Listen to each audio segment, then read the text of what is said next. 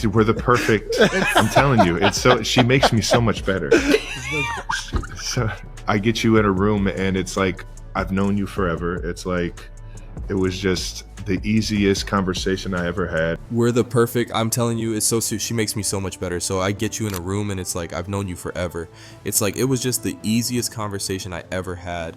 What you're about to hear could completely reshape the way you see Taylor Swift and Travis Kelce's relationship.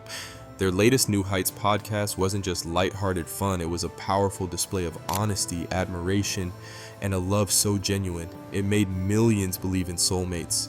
Again, these weren't scripted compliments or staged moments, but authentic exchanges that revealed two people truly mesmerized by each other. Listeners could feel the vulnerability, warmth, and deep connection flowing through every word. Experts are even calling this one of the most authentic celebrity love stories we've ever seen. And trust me, the number one moment from this episode is so moving. It's bound to give you chills.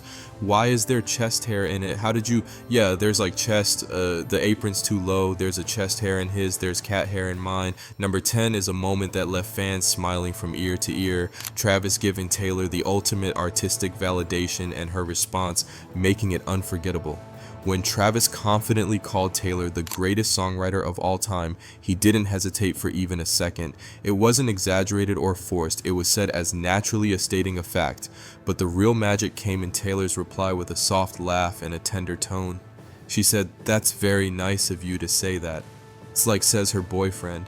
In those few seconds, listeners could hear everything, the slight pause, the breath in her voice, and the warmth in her pitch that revealed how deeply she cherishes having such a supportive partner. Yeah, greatest songwriter of all time. That's very nice of you to say that. It's like, says her boyfriend, I have so many new artists come up to me now and say, hey, I didn't even know this was a thing. It's not for everyone. Not everyone cares about this. Artist to artist, artists have different priorities. Relationship experts often describe this kind of exchange as a sign of secure attachment vocalization, the way someone sounds when they feel completely safe, appreciated, and understood by their partner. That moment between Travis and Taylor captured exactly that. Travis's words weren't casual, compliments tossed around lightly. His tone carried the weight of someone who truly respects and studies her craft, speaking with conviction as if he had defended her artistry. In countless conversations before, it didn't feel like simple flattery. It felt like genuine recognition from a man who deeply believes in her talent. Then came Taylor's turn, and she delivered one of the most emotionally revealing metaphors fans have ever heard. She called Travis a human exclamation point, instantly painting a picture of joy and excitement, but she didn't stop there. Taylor compared him to the enhanced color button on a phone photo, someone who brightens, sharpens, and elevates everything around him. Relationship therapists pointed out that this is essentially tailored, describing the chemical rush of love, dopamine, and oxytocin, transforming ordinary moments into something extraordinary. Travis is like, he's just a vibe booster in everyone's life that he's in. He's like a human exclamation point, like, gosh, and you were not judgmental about the fact that I knew nothing about the world you were in. When someone can lift our emotional state simply by being present, it goes beyond casual romance. It reflects real change within us. Taylor's openness about using more exclamation points because of Travis shows how deeply he has influenced her outlook and communication. Psychologists view this as a sign of tremendous trust, allowing another person to shape how you express yourself to the world. What struck listeners most was her ability to voice a universal truth, that love isn't just about joy, but about becoming more fully yourself. Now, but I think it was just like you also, you're so non-judgmental about people. It was the best. You were nice. You were so nice. It was the best. I got a clean slate. Number 8 was the moment Travis showed what true support looks like. During the playful exchange about athletic abilities, when Taylor brushed herself off by saying, "I'm not an athlete," Travis instantly jumped in with firm reassurance, passionately defending her instead of letting her underestimate herself. Doesn't come naturally because I'm not an athlete. So it's like that stuff I have to really force myself to do. Say that. Don't you say that? I mean, don't you dare say. The intensity of this moment was remarkable because Travis wasn't simply disagreeing with Taylor. He was genuinely taken aback that she would downplay herself by highlighting her famous power, by highlighting Skip from the ERA's tour, something only a truly observant supporter would notice. He showed just how closely he pays attention to her strengths. Not everyone can pull off a move like that in heels, and he made it clear that takes real athletic ability. In doing so, Travis wasn't just defending Taylor the superstar, but appreciating Taylor the individual, celebrating her skills and reminding her of her worth. This was the kind of support that made fans swoon, seeing someone value her more deeply than she values herself. But why did we take it that way? I don't know. It's not like it's, yeah, I'm like, I'm not an athlete, and that's fine. Spiral, yes. You gotta be real. It's better than me, because there's no spiral. I've seen you throw football. No, that's not good. And you know that's not good counts. It does. No, it does. I don't think I've ever caught anything that's ever been thrown to me near me. I've seen around me.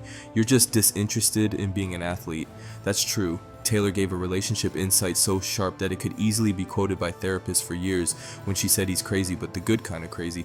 She summed up what many books struggle to explain in just a few words. She drew the line between unhealthy chaos and healthy passion, showing her ability to recognize love. That feels exciting without being destructive.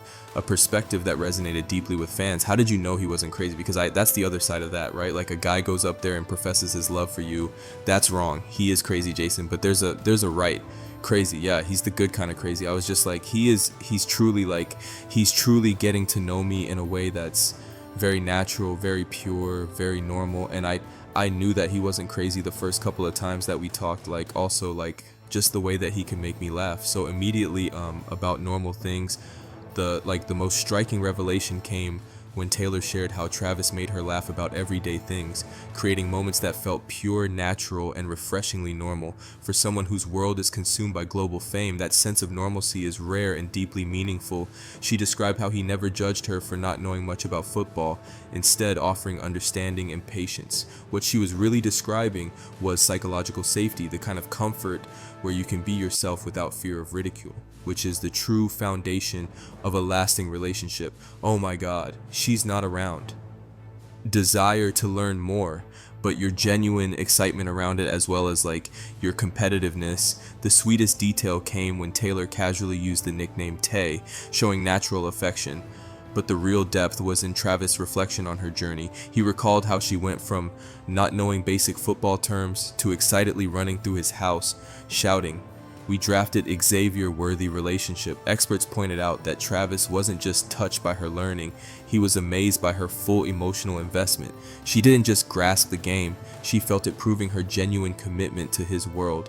That kind of engagement shows love for the person, not just their success. She shared how simple gestures like, "Do you want to go on a date with me? I made you a friendship bracelet. Just meet me once, give me a chance," captured the exact fantasy she had been waiting for, proof that even one of the most successful artists in the world, someone who could have anyone, still dreamed of something genuine and pure. Travis gave her that priceless gift, not through grand gestures, but by making her feel courted, not conquered.